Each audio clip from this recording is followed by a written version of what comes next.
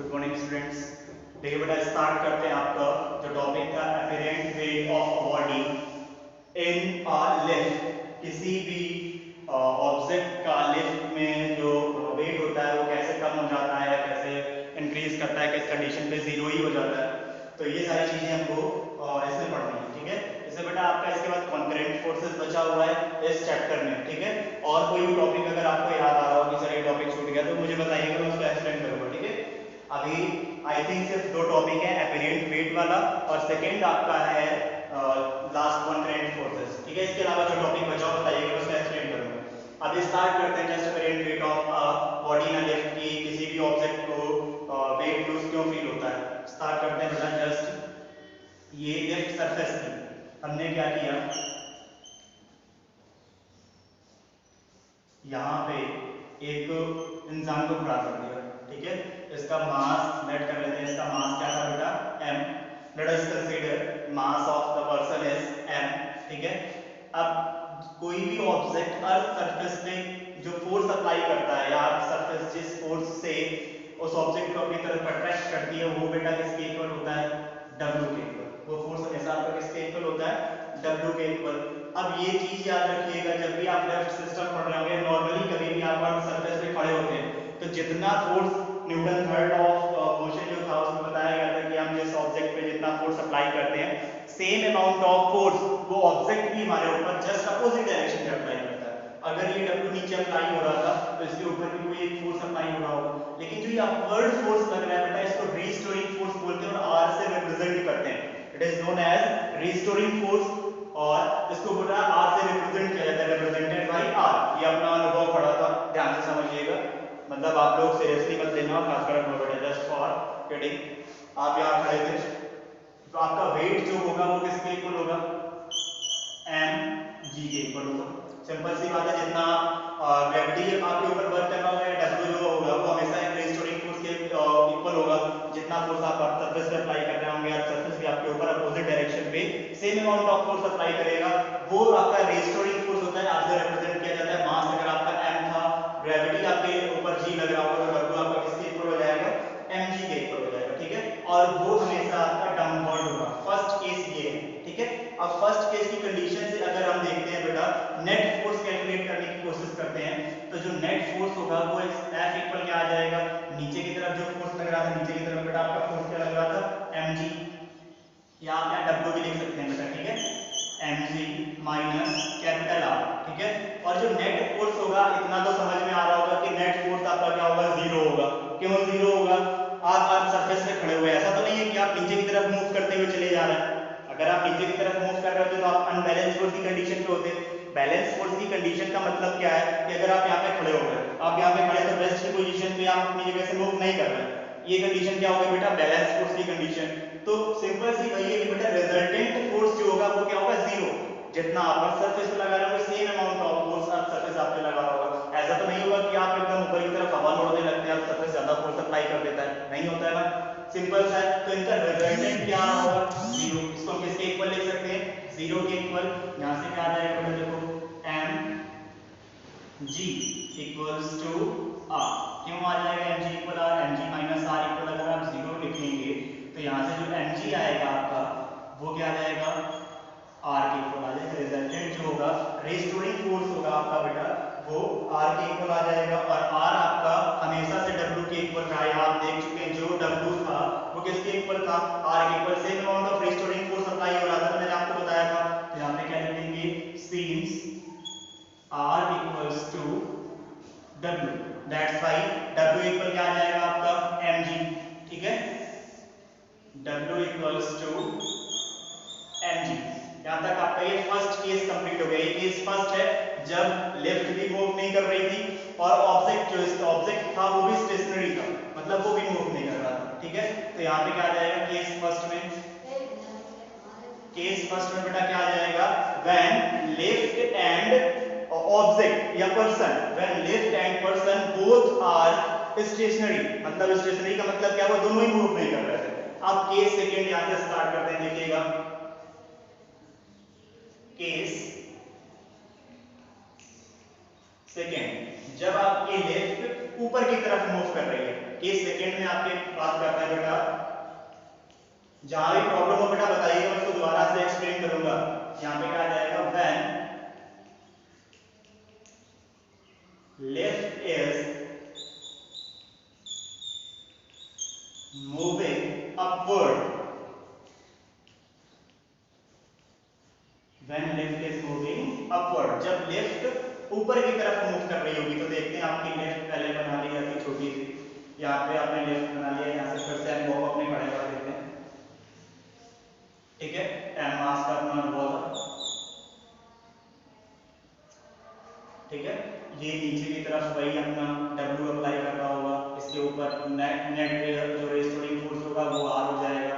ये M मास का होगा तो नीचे W किसके ऊपर आ चुका होगा, mg के ऊपर आ चुका होगा, ठीक है बेटा।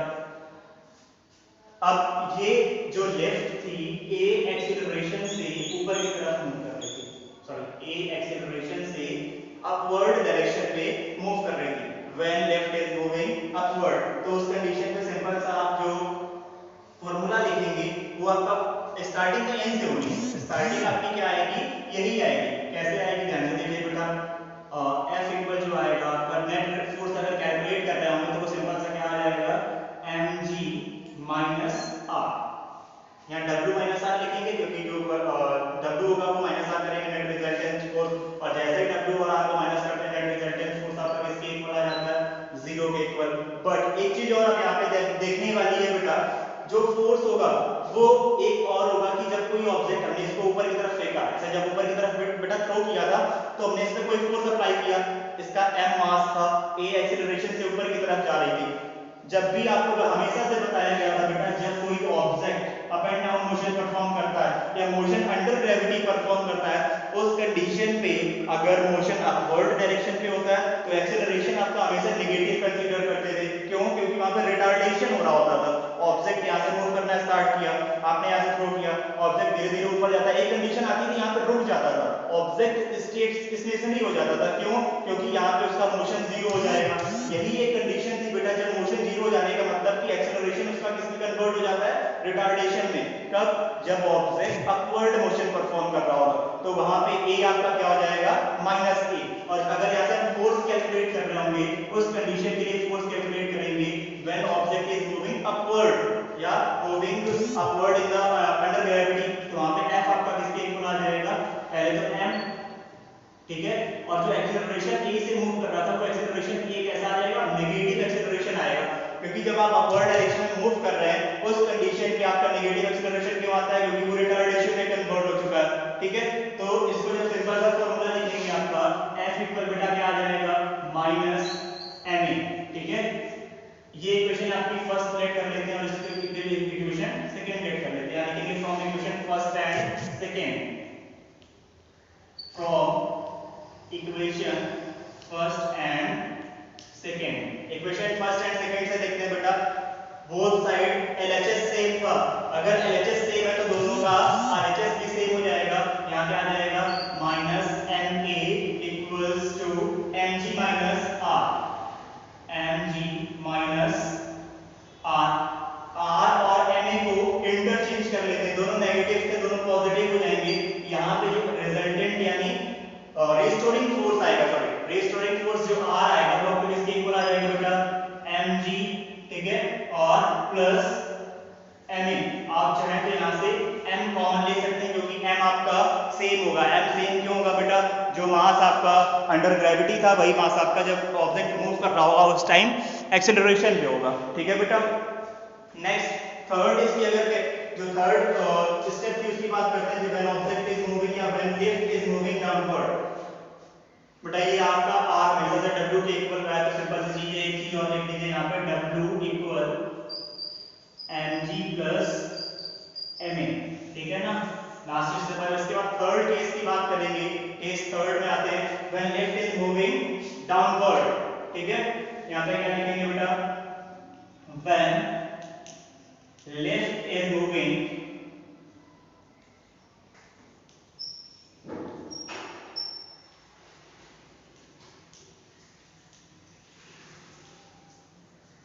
when left is moving downward, जब लेफ्ट a एक्सेलरेशन से नीचे की तरफ मूव कर रही होगी तो उस टाइम पे एक्सेलरेशन जैसा आपने यहाँ से इसको प्रूफ किया बिल्कुल सेम एज वही रहेगा, बस एक्सेलरेशन आपका पॉजिटिव से कैसा, सॉरी नेगेटिव से कैसा हो जाएगा, पॉजिटिव।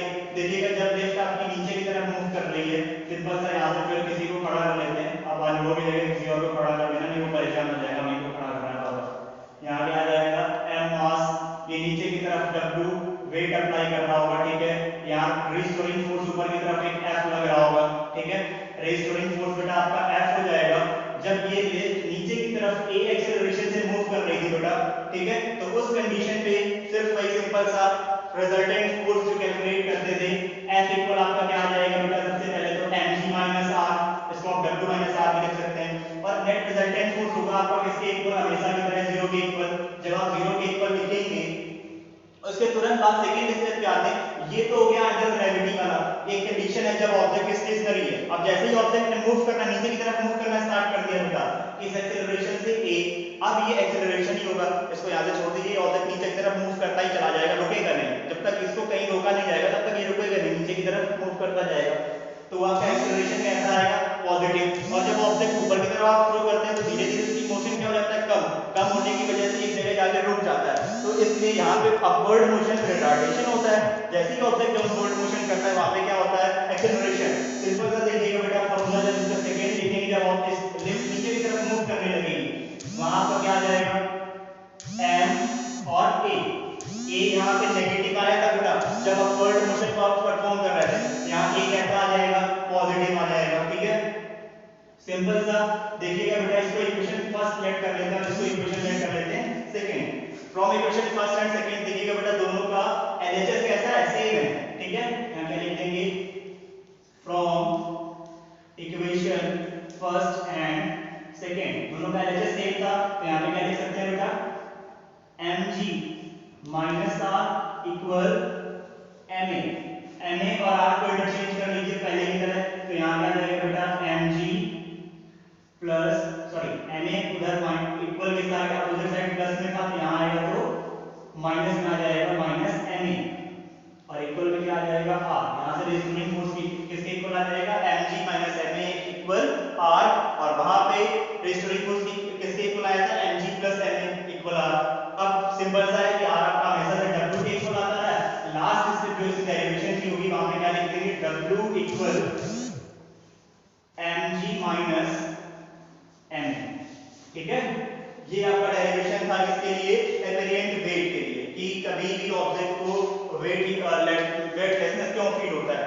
स्टार्ट हुआ था केस फर्स्ट से, जब ऑब्जेक्ट स्टेशनरी था, ऑब्जेक्ट मूव नहीं कर रहा था। ध्यान से सुनना है बेटा, अपनी कॉपी पे नोट डाउन भी करना है इसको, क्योंकि ठीक है कोई भी ऑब्जेक्ट अर्थ सरफेस पे W वेट अप्लाई करता है या फोर्स जो अप्लाई करता है वो वेट के इक्वल होता है, W के इक्वल। जितना Newton third law of motion के अकॉर्डिंग जितना आप किसी पे फोर्स अप्लाई करेंगे, रिजल्ट और रिस्टोरिंग फोर्स सेम आपके ऊपर लगेगा, वो r से रिप्रेजेंट कर दिया गया। m मास का ऑब्जेक्ट का W किसके इक्वल हो जाना है, mg, ये प्रूफ करना है। F इक्वल क्या आ जाएगा, mg minus r, mg minus r यानी W से रिस्टोरिंग फोर्स को जब भी माइनस कराया जा रहा होगा बेटा, सेम अमाउंट ऑफ दोनों का माइनस कराने पे आंसर कितना आएगा, 0। r को अपोजिट ले चलते हैं, mg r के इक्वल आ जाएगा और r w के इक्वल, जैसे क्योंकि mg आपका किसके इक्वल था, w के इक्वल, r इक्वल mg आया तो r इक्वल कितना आ जाएगा, w। केस सेकंड, जब लिफ्ट आपकी अपवर्ड मोशन परफॉर्म कर रही है, सिर्फ थोड़ा सा चेंज है बेटा, लिफ्ट अपवर्ड मोशन परफॉर्म करेगी, आप एक्सेलरेशन को माइनस से कंसीडर कर लेना, और जैसे ही लिफ्ट डाउनवर्ड मोशन परफॉर्म कर रही हो एक्सेलरेशन को आप प्लस से कंसीडर कर लेना, बाकी इस डेरिवेशन में कुछ नहीं है। यहीं से इसको कंप्लीट करते हैं। इसमें थोड़ी सी थ्योरी लिखनी होगी बेटा, मैंने वैसे तो बोल दिया है कि इस फर्स्ट में सिर्फ लिखना है कि when object and lift are both in stationary case, और सेकंड में क्या था, लिफ्ट जब अपवर्ड मोशन परफॉर्म कर रही है उसमें लिखना है डाउनवर्ड मोशन परफॉर्म कर रही थी। उससे पहले थोड़ी सी थ्योरी लिखनी है इसके जस्ट केस फर्स्ट के ऊपर। Let us consider there is a man of mass m, ठीक है, which is applying a force w on the earth surface also we applied the same amount of force in the form of restoring force to on the man, ठीक है, इतना लिख लीजिएगा। इसके बाद से केस फर्स्ट से इसको रेगुलर ऐसा ही नोट कर दीजिएगा, और कोई प्रॉब्लम आती है तो बताना बेटा, फिर से एक्सप्लेन किया जाएगा।